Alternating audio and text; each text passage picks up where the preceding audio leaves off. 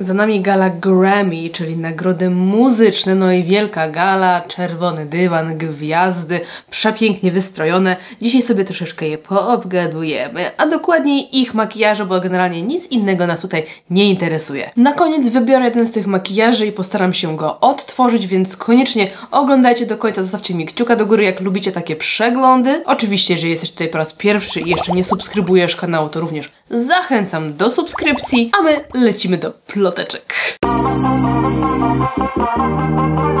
Po makijażach Grammy możemy spodziewać się troszeczkę więcej, bo ostatnio obgadywaliśmy makijaże ze Złotych Globów, no i tam zazwyczaj są to nagrody filmowe, więc przychodzą gwiazdy filmowe i te makijaże często są takie bardzo effortless, bardzo delikatne, tylko delikatnie, subtelnie podkreślające urodę, aczkolwiek znalazło się oczywiście również troszkę wieczorowych. Tutaj na wydarzeniach muzycznych często możemy spodziewać się czegoś bardziej szalonego, czegoś bardziej odjechanego, mocniejszych makijaży, takich, wiecie, wręcz i wieczorowych, i scenicznych, i instagramowych, aczkolwiek no tutaj rozpiętość, rozbieżność jest bardzo, bardzo duża. U Sabriny Carpenter widzimy jej taki klasyczny sabrinowy look, czyli delikatne oko, wyrazista brew, duża ilość różu na policzkach, no i usta takie obrysowane konturówką z takim rozmiękczonym troszeczkę gradientem, takim brązowo-różowawym odcieniu.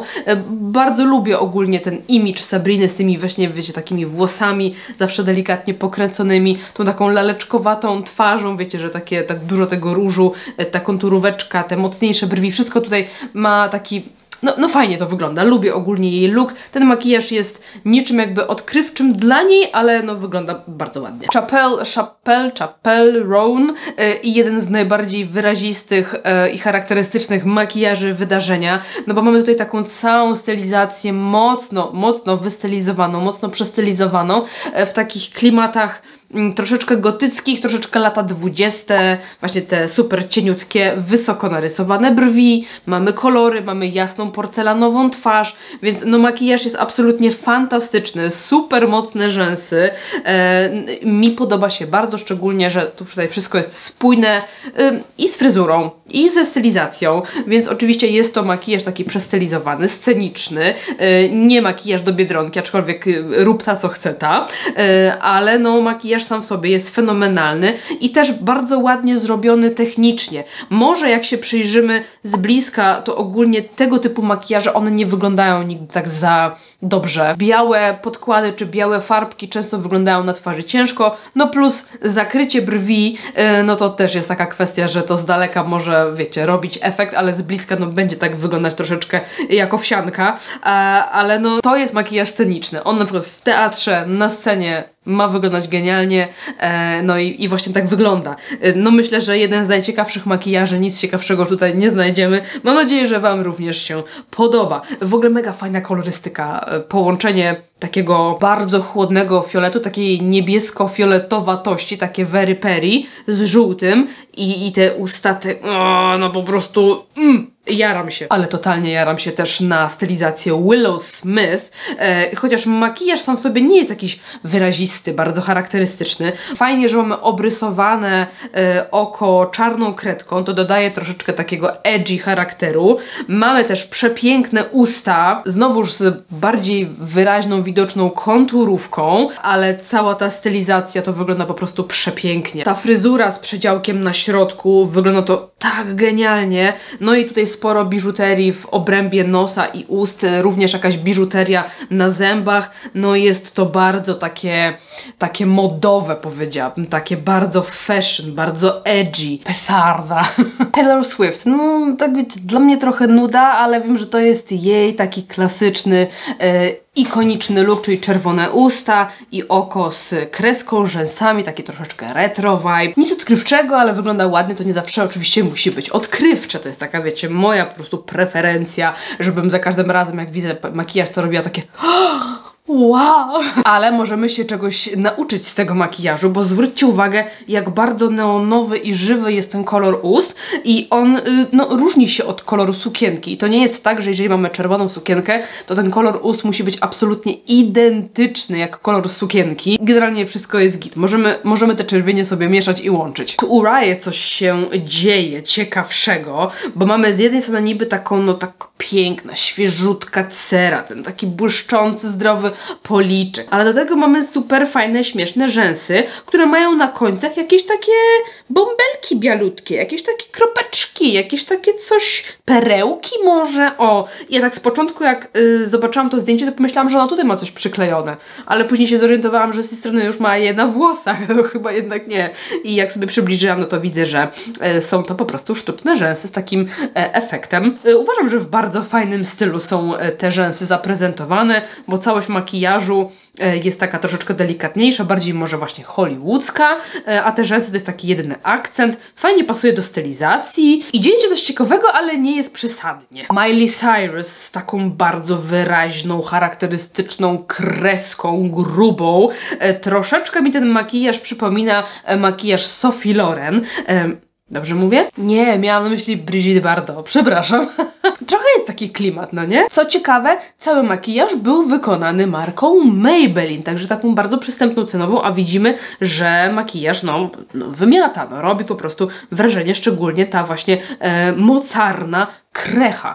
U Cardi B również obrysowane usta konturówką z wyraźnym konturem. Tutaj mamy już makijaż taki trochę bardziej, no właśnie teledyskowy, sceniczny. Mi się kojarzy z takim makijażem instagramowym trochę, bo mamy to cieniowanie takie mocno odcięte kreską, czyli wiecie, tak jak się kończy kreska, tak tutaj na dole już nie ma żadnego cienia, czyli mamy takie ostre odcięcie, mega liftingujące oko, do tego sztuczne rzęsy. To nie są moje klimaty makijażowe, ale nie jest przegięty ten make-up.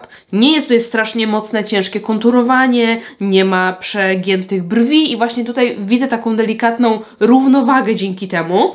I powiem wam, podobuje mnie się to. Lady Gaga, no uwielbiam. W ogóle ja kocham to, co robi Lady Gaga jakby ze swoim imidżem, swoją twarzą, więc ja czasami jestem trochę nieobiektywna, ale tutaj naprawdę wygląda fantastycznie. Ta króciutka grzywka, do tego bleach brows po prostu przyciąga mega uwagę do jej cudownych oczu. Ale powiem wam, że bardzo fajnie ta pomadka tutaj wpływa na ten makijaż, no bo gdyby nie właśnie taki żywy koralowy kolor, odcień, to byłby ten makijaż razem ze stylizacją taki miał efekt trochę gotycki, taki gotycki klimat, no nie? A te usta dodały nam takiego życia i jest fajnie całość przełamana, bardzo mi się to podoba. Charlie i jest to oko takie rozdymione, ale tutaj widzimy, że te cienie są nałożone w taki sposób półtransparentny, powiedziałam, no nie? Więc możemy się z tego też sporo nauczyć, że smoky eyes to nie musi być zawsze taka po prostu ciemna, czarna bądź brązowa plama na powiece, wręcz przeciwnie. Bo pomyślmy sobie o samej jakby nazwie smoky eyes, no nie? Czyli takie przydymione oko, dym, a dym nie ma takiego wyrazistego koloru, tak? Dym właśnie widzimy jako takie coś półprzezroczyste, takie lekko przybrudzone gdzieś tam, no nie? Więc smoky nie musi być takim full ciemnym makijażem, ono może być właśnie takie tylko leciutko przydymione cieniem do powiek. Do ecchi, w końcu mamy szarości, no po prostu. Przepraszam. Widzimy, że ta szarość na oczach nawiązuje do stylizacji, bo mamy tutaj część stylizacji właśnie w szarościach. To jest zawsze super nawiązanie i to się zawsze sprawdza, jeżeli macie jakieś ubranie w jakimś kolorze i chcecie zrobić make-up, to wykorzystajcie część tych kolorów ze stylizacji na oko i zawsze będzie makijaż wam grał. Przepięknie ta szarość podkreśla kolor tęczówki, wydobywa brąz, cudownie wydobywa brąz tęczówki. Szarość jest taka dosyć, wiecie, rzadko używana, rzadko spotykana, a tutaj no jest w swej całej okazałości i widzę tak z bliska, że tu właśnie jest jakiś taki delikatny shimmer, także no wygląda to przepięknie, no oko jest cudowne, pięknie to wygląda, przepięknie. Olivia Rodrigo, nuda, Madison Beer, nuda, Claro, nuda. Ale widzicie, nawet na takim wielkim muzycznym wydarzeniu również zdarzają się delikatniutkie makijaże, więc to jest wszystko kwestia nie zawsze koniecznie okoliczności, ale po prostu naszego własnego, personalnego stylu. Jak się wybieracie na wesele, a kompletnie się nie malujecie, to nie musicie się specjalnie malować, bo idziecie na wesele, no nie? Jeżeli w waszym stylu jest nie malowanie się w ogóle, no to jest wasz styl i tak idźcie i taką siebie reprezentujcie, no nie? Indywidualizm przede wszystkim. Nie ma jakichś konkretnych zasad, ram, które musimy się wcisnąć. Jennifer Lopez. I tu mamy już taką czerń, taką prawdziwą, kryjącą czarną czerń i mocne rzęsy. Wydawałoby się, że to jest strzał w kolano dla pani 50+, ale okazuje się, że wcale nie musi być, bo wszystko zależy od koncepcji, od stylizacji i od tego, jak cały makijaż wypada. I tutaj, no, mamy to oko takie dosyć ciężkie, wyraziste, ale jest takie bardziej graficzne, więc dolna powieka nie jest taka ciężka, tylko raczej górna. I ta czerń nam się gdzieś tam kończy, gdzieś tam się odcina, więc aż tak mocno tego oka nie przytłacza. No plus mamy, wiecie, troszeczkę glow na policzku, troszeczkę glow na czole, błyszczyk na ustach, delikatniejsze brwi i wszystko się fajnie równoważy, no nie? Tu mamy przepiękny makijaż u Muni Long w takich ciemnych granatach. Czekajcie, granat czy grafit, czy bordo? Granat, dobra, bo granat, okej. Wciąż się uczę, wciąż mi się mylą te kolory, ale już chyba powoli ogarniam. Także piękny, taki granatowy, jeansowy wręcz kolor na oczach. Fajnie nawiązuje do welurowej, również granatowej stylizacji. No i mamy tutaj, słuchajcie, cut crease, takie wiecie, dawno nie było, a jeszcze w kolorze, no po prostu super. To odcięcie, te cut crease, jest poprowadzone bardzo wysoko, że jej naturalne załamanie powieki jest mniej więcej tutaj w połowie, jak ma otwarte oko, no nie? Właśnie cut crease jest super taką techniką, jeżeli chcemy sobie tak optycznie powiększyć tą przestrzeń na powiece i powiększyć tą ruchomą powiekę, powiększyć oko. No i tutaj bardzo fajnie się to sprawdziło, szczególnie, że właśnie przy tej fryzurze, przy tej stylizacji, no wygląda to pięknie, no i ten kolor, też dawno nie widziałam takiego koloru w makijażu i jestem po prostu zachwycona. U Kelani, zobaczcie, znowuż mamy konturówka, zobaczcie, ona cały czas jest gdzieś tam na topie, gdzieś jest w trendzie i u niektórych jest trochę bardziej roztarta, u niektórych mniej, ale wciąż widzimy tą konturówkę, te usta, które są ciemniejsze na zewnątrz, a jaśniejsze wewnątrz, cały czas mamy je na topie wśród gwiazd. Tutaj mamy troszeczkę taki bardziej klimat, no nie wiem, powiedziałam lat 90. na ustach, no bo ta konturówka jest taka ciemna, brązowa i naprawdę wyrazista i mało roztarta. Fajnie to wygląda, ale moim zdaniem fajnie przełamuje tą stylówę, która jest taka trochę retro, bo tutaj te fale na włosach i ten taki ala gorsetowa sukienka, perły, to wszystko dla mnie taki ma właśnie trochę klimat retro. Oko tak samo, z takimi rzęsami i z kreską, a tutaj mamy właśnie taką konturówę, nie? Która tak coś tam fajnie przełamuje. No mi się to podoba. Mi się to bardzo podoba. U Billie Eilish w szczególności przyciąga uwagę ta stylizacja. Jakaś taka czapka, te okulary, koszula, coś tam się tutaj fajnego dzieje. W makijażu jak zwykle jest minimalizm, widzimy trochę podkreślone rzęsy, jakąś taką prawie że niewidoczną, rozmytą kreseczkę. Jak chcecie zobaczyć w ogóle, jak Billie Eilish robi sobie makijaż sama, to obejrzyjcie ten odcinek, w którym odtwarzam jej makijaż, który zrobiła sobie na TikToku. No i widzimy u niej jeszcze oczywiście konturóweczkę, delikatnie taką roztartą, rozmytą, ale jednak ten kontur ust jest taki bardziej widoczny. No i róż i już. Całość wygląda fantastycznie. U Billie to również jest jej image, że ten make-up nie jest jakiś mocny, przegięty, ale to wygląda u niej zawsze fenomenalnie. I na koniec nuteczka koloru u Victorii Monet, czyli bardzo klasyczny makijaż oka, cieniowanie brązami, krecha, sztuczne rzęsy, wiecie, wszystko się zgadza, brewka dosłownie jak od linijki, konturowanko, tu jest wszystko full, no ale przede wszystkim to, co zwraca naszą uwagę, to ta piękna, miętowa, szałwiowa zieleń, błyszcząca na powiece. No wygląda to pięknie, bo od razu makijaż zyskuje jakiegoś takiego innego charakterku. Zobaczcie, wyobraźcie sobie, że nie ma tej zieleni tutaj, to jest totalnie klasyczny make-up.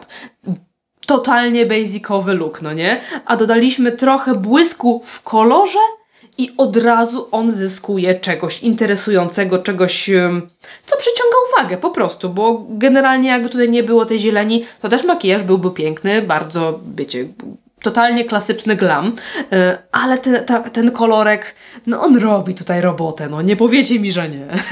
Więc jak wy lubicie totalnie klasyczne, bezpieczne makijaże, zobaczcie, odrobinka, ociupinka czegoś potrafi totalnie odmienić charakter makijażu. No i teraz pytanko, który makijaż był najlepszy? No tutaj ciężko wybrać, jest mega duża różnorodność. Oczywiście najbardziej przyciąga uwagę ten makijaż w stylu lat 20. Ale słuchajcie, klej mi już zasechł, więc nie będę miała czym sobie przyblokować brwi, więc wybaczcie, ale nie zrobię go teraz. Miley miała fajny makijaż. No oczywiście Willow Smith, ale to taka bardziej, wiecie, stylowa tutaj robiła robotę, a nie make-up. Kelani, super. Jeżeli chodzi o stylowy, jako takie, wiecie, makijaż plus stylizacja, to mi właśnie chyba najbardziej podobała się Willow Smith i Kelani. A make-up? Słuchajcie, chyba pójdziemy w Mooney Long. No tak mi się chce tego koloru. I coś takiego innego, właśnie jakieś takie cut crease. To może być interesting, szczególnie, że tu mamy chłodne kolory w makijażu. No dobra, robimy makijaż Mooney. Okej, makijaż robimy na bazie tego, co już miałam, tylko troszkę zmyłam sobie oczy. I słuchajcie, zaczynamy sobie od takiego pięknego granatowego odcienia z paletki Color od LH Cosmetics. Biorę sobie skośny pędzelek i wyrysowuję sobie na początku formę.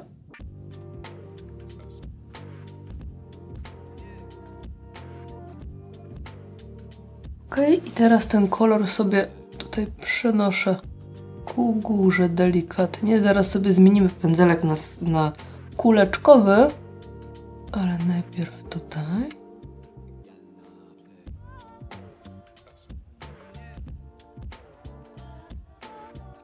I mam taką super malutką kuleczkę od Spectrum, więc rozdymiam sobie to, co zrobiłam.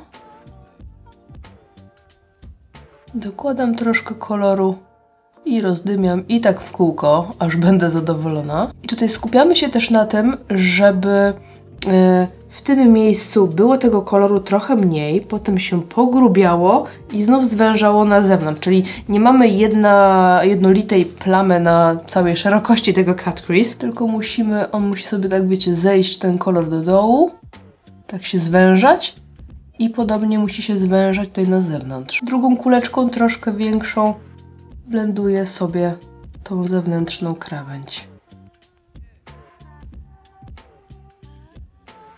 Nasza gwiazda wydaje mi się, że ma jeden kolor położony na powiekę, ale że on wypada kolorystycznie inaczej niż u mnie, to pożyczę sobie jeszcze ten cień z paletki The Frog's Tale i tym większym kulkowym pędzelkiem będę sobie blendować ten poprzedni cień właśnie tym, żeby troszkę jeszcze tak ochłodzić ten makijaż i stonować ten navy blue. Ja już zobaczcie, że zaczynam nachodzić na brwi, ale niestety inaczej się to u mnie nie uda, bo ja brwi mam bardzo nisko w porównaniu do Mooney.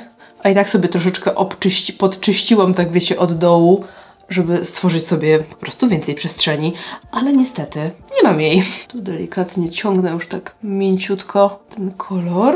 I pędzelkiem z odrobiną korektora czyszczę sobie krawędź z tej strony. Jak już to zrobimy, to najtrudniejszy element tego makijażu będziemy mieć za sobą. Ja jeszcze bardzo lubię tą krawędź sobie tak właśnie doczyścić beżowym cieniem, więc biorę sobie tutaj beżyk. Nie pokrywam całe powieki, no bo tam będziemy mieć błysk, ale dosłownie przy samej tej krawędzi. Technik robienia cut crease jest całe mnóstwo. Możemy najpierw sobie blendować, później sobie czyścić. Możemy sobie zrobić to techniką kredki. Każda technika jest ok.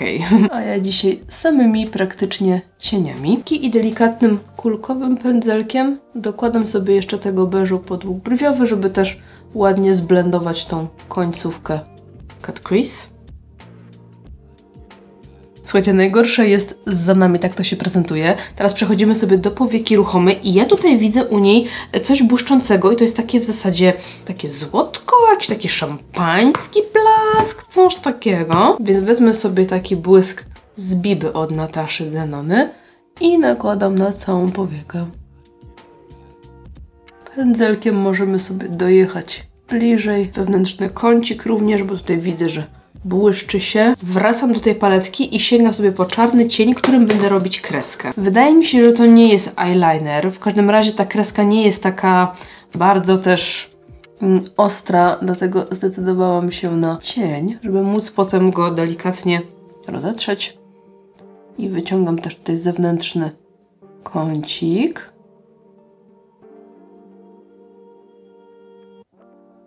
I wydaje mi się, że ta kreska jest taka troszeczkę rozblendowana tym granatem, więc wezmę sobie troszeczkę navy na malutki kuleczkowy pędzelek i rozcieram ostrożnie.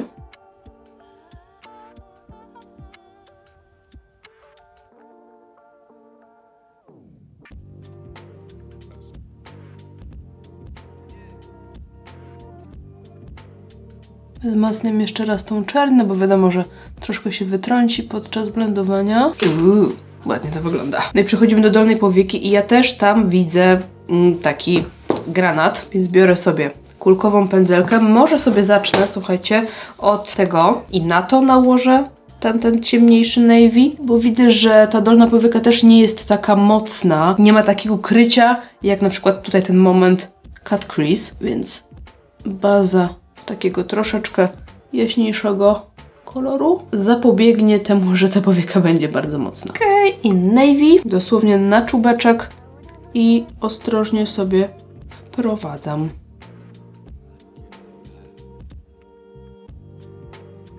Potrzebuję teraz czarnego linera na linię wodną. Mój jest taki żelowy z Bobbi Brown i ciągnę do samego wewnętrznego kącika. I jeszcze raz sobie blenduję małą kuleczką, tak żeby zgubić tą przestrzeń jakby między czarną kreską a cieniami. Ona ma ciemniejszą tą dolną powiekę. Muszę chyba więcej nałożyć tego navy. Dołóżmy go jeszcze w takim razie. Zobaczcie, nam się teraz fajnie łączy ten makijaż z kreską. Możemy sobie połączyć dolną powiekę z górną. Ależ te kolory są super, dawno takich nie miałam. Dołożę sobie jeszcze odrobinę takich iskiereczek tutaj. Mam wrażenie, że tam na zdjęciu coś tak się troszkę mocniej iskrzy. Może jest jakiś pyłek położony czy coś. O, nice. Tuszuję rzęsy i będziemy sobie przyklejać sztuczne. Dolne mi się wydają niewytuszowane. I rzęsy użyję sobie Sara, te, które miałam we wcześniejszej części filmu. Lubię ten model, bo jest taki troszkę krótszy. Już tutaj widzę u naszej gwiazdy takie dłuższe, ale też mamy, wiecie, inne kształty oka, więc to już trzeba dopasować do siebie. Niech chwilkę sobie przeschnie, posklejamy je, a w międzyczasie możemy zająć się troszeczkę poprawkami twarzy, no bo tutaj mamy taki full glam, więc ja sobie dołożę trochę podkładu w kompakcie, żeby mieć taki bardziej właśnie wyblurowany efekt, taki photoshopowy. Zresztą miałam piegi wcześniej namalowane, więc też fajnie by było je troszkę zakryć, no bo tutaj ich nie mamy. O, widzicie, od razu się zrobił taki Photoshopik. No i u niej głównie właśnie ta okolica jest taka mocno rozjaśniona. No więc tak robię. Dlatego tutaj mam odcień jasny, a na resztę twarzy średni. Dołożę sobie jeszcze trochę bronzera, bo tutaj ja mam dosyć delikatne konturowanie, a tutaj na zdjęciu widzimy, że jest takie konkret konturowanko. W ogóle mam wrażenie, że cała część tutaj twarzy jest taka ciemniejsza, ale no już nie będę aż tak tutaj przyciemniać, bo może to po prostu kwestia tego, że tu jest tak mocno rozjaśnione. To jest mój limit, już więcej nie dam rady. No i tu jest sporo tego różu też. Sporo różu. Dołożymy sobie, ale kremowy. I tutaj nakładam wyżej. No to jest coś tego typu, nie? Ależ mi się ta biała przestrzeń tutaj gryzie, to jest tak nie w moim stylu po prostu. I nie mogę się przyzwyczaić. Sklejam rzęski. I przechodzimy do ust. Ja tutaj widzę takie bardzo fajne, chłodne usta. Chłodna konturówka, więc ja sobie wezmę Blanket ze Stars w odcieniu Cozy Nude. Widzimy, że ta konturówka jest taka dosyć widoczna. No i że są usta obrysowane trochę poza konturem.